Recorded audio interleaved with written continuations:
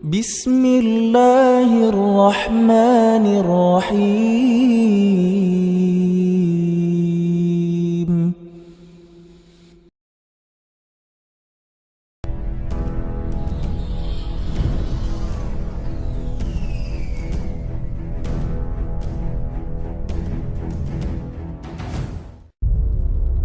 Man made of clay, angels made of light,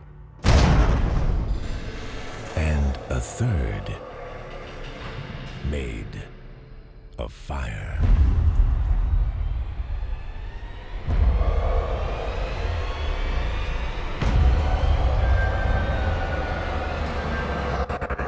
Iblis itu adalah dari bangsa jin. Surat apa itu? Surat Al-Kahfi. Bukan menentang dari jin lalu langsung di surat Al-Jin. Di surat Al-Kahfi Allah sampaikan bahwa iblis itu sebenarnya adalah asalnya bangsa jin yang sangat soleh dan taat. Dia sangat soleh, betul-betul soleh, taat. Tidak ada dosa yang dilarang Allah yang tidak mereka kerjakan. Hobi menumpahkan darah di mana-mana, membuat kerusakan di muka bumi. Lalu Allah Subhanahu wa taala utus para nabi-nabi, malah dibantainya nabi-nabi. Nabi-nabi dari bangsa jin juga ya, dibantai oleh mereka, dibunuh oleh mereka. Sampai pada limit terakhir, Allah perintahkan seluruh malaikat bala tentara tempur dari langit turun ke bumi. Habisi seluruh jin yang ada. Bumi akan diganti dengan penghuni baru. Ya, bangsa jin sudah out of order. Ya, sudah nggak layak lagi untuk menjadi pemimpin dan pemakmur bumi. Disuruh malaikat-malaikat turun, malaikat-malaikat tempur. Walillahi junudus samawati. Allah memiliki bala tentara di langit, disuruh turun untuk ngabisin bangsa jin. Tahu enggak Bapak Ibu, siapa yang diangkat oleh Allah menjadi panglima perang? Namanya waktu itu belum iblis ya, namanya ketika itu masih Azazil. Ini ada dalam kitab tafsir Al-Hafiz Ibnu Katsir ya. Namanya saat itu masih bernama Azazil. Jangan kasih nama anaknya Azazil nanti. Lalu turunlah panglima perang ini, yaitu Azazil, dengan memimpin seluruh malaikat-malaikat tempur. Semua bangsa jin yang ada di muka bumi diratakan, dibunuh. Yang dibiarkan hidup oleh Allah adalah yang melarikan diri sembunyi, masuk ke gua-gua, masuk ke hutan, sembunyi di pulau-pulau, dibiarkan oleh Allah, jangan dikejar, biarkan saja mereka tersisa hidup. Nah, ini cikal bakal calon pelanjut bangsa jin ke depan ya.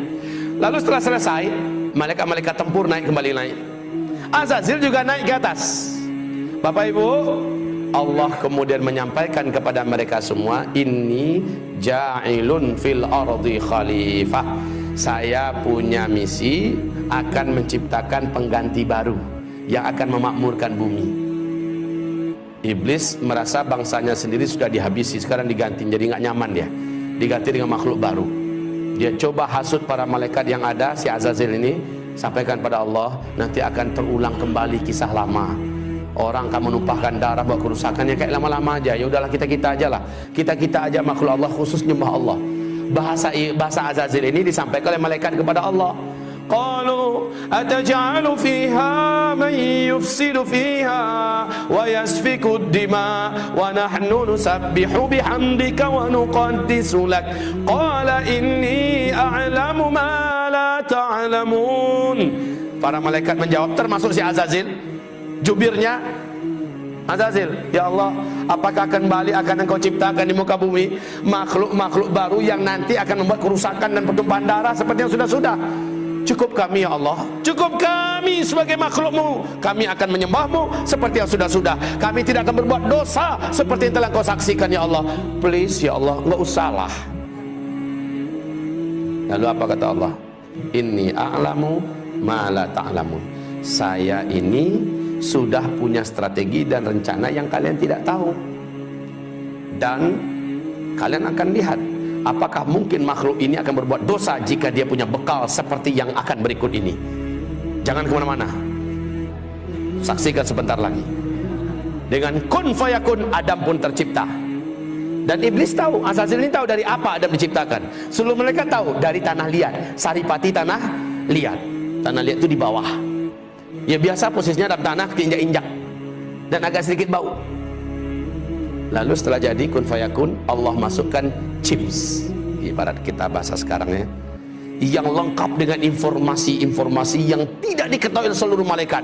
Lengkap pengetahuannya tentang berkaitan dengan tauhid dan akidah, tentang perintah dan larangan, lengkap semuanya tahu. Apa itu cahaya, unsur-unsur cahaya, tahu Adam. Apa itu angin, ada apa bagian angin, segala macam manfaat dan mudarat angin, dan apa itu malam, apa itu siang, apa itu bebuan, semuanya lengkap. Sehingga ketika selesai diuji.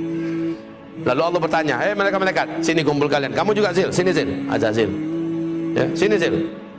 Saya mau uji kalian semua. Coba hadapi orang macam ini, makhluk baruku. Adam diuji, kalah semua, tumbang semuanya. Lalu Allah berkata, orang yang macam ini, yang ilmunya tentang aku luas, ilmunya tentang alam semestaku luas, dia tidak akan pernah mau berbuat maksiat dan dosa.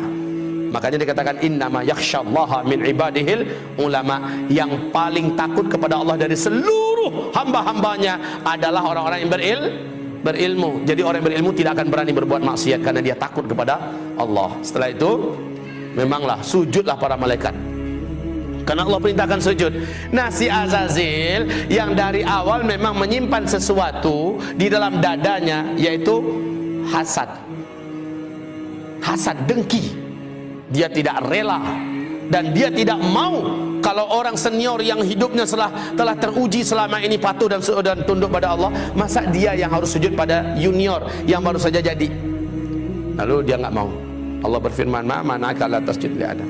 Apa yang menghalangi kamu tidak mau sujud? Apa jawaban iblis? Saya senior ya Allah. Ana khairun minhu, saya lebih baik. Kan nggak mungkin lah. Khalaqtani min nar wa khalaqtahu min tin.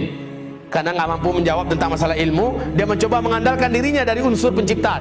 Saya kau ciptakan dari tanah, dari api. Api itu terhormat ya Allah. Allah pula mau diajarinya.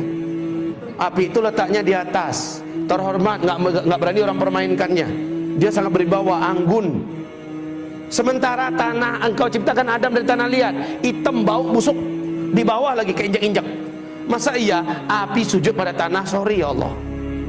Ya, lalu Allah mengatakan, sombong kamu, keluar. Baik, Allah katakan gelar iblis saat itulah, nama kamu sudah diangkat dengan nama baru yang menjijikkan, yaitu iblis. Aba wastakbara wa kana minal kafirin. Jadi kafirlah dia, iblis jadi kafir. Bapak Ibu, iblis kenapa bisa jadi kafir? Kan dia soleh, kan dia taat. Kenapa dia jadi kafir? Awas, hubungkan kajian kita dengan la ilaha illallah loh. Tidak tak? Itu jawabannya. Apakah iblis dibolehkan masuk surga? Lan tadkhulaha abadan. Engkau sekali-kali tidak akan berhak menjadi ahli surga selama-lamanya. Iblis punya kunci enggak? La ilaha illallah. Iblis yakin enggak dengan Allah? Pasti. Iblis mengimani Allah tidak? Pasti, ya kan? Pasti. Tapi iblis punya kunci enggak? La ilaha illallah. Punya enggak? Punya. Cuma sayang patah salah satu giginya. Disuruh sujud kepada Adam, dia tidak mau. Bukankah salah satu gigi daripada gigi-gigi la ilaha illallah adalah wajib mengikuti perintah-perintah Allah dan mentaati larang-larang Allah? Wajib. Iblis di situ nggak mau. Sujud kepada Adam itu nggak mau dia. Satu saja syahadat Allah yang ditolaknya menjadikan dia dikatakan Allah kafir. Awas. Ini zaman banyak nggak orang menolak ayat Allah. Ini zaman banyak tidak orang menolak syariat Allah. Banyak. Ini zaman banyak tidak ulama-ulama kiai-kiai yang berani-beranian melecehkan, menghina, menyudutkan ayat-ayat Allah. Banyak tidak? Banyak. Nasib orang itu bagaimana menurut Allah? Sama nggak dengan iblis? Buka surat Muhammad ayat 8 ayat 9. Surat 47 ayat 8 ayat 9. Allah katakan dalam ayat itu, siapa yang membenci satu saja di antara ayat Allah, kafir dia. Satu saja ayat Allah dia benci, dia tolak, dia musuhi, kafir dia. Kayak iblis. Iblis satu saja perintah Allah ditolaknya, maka iblis menjadi kafir.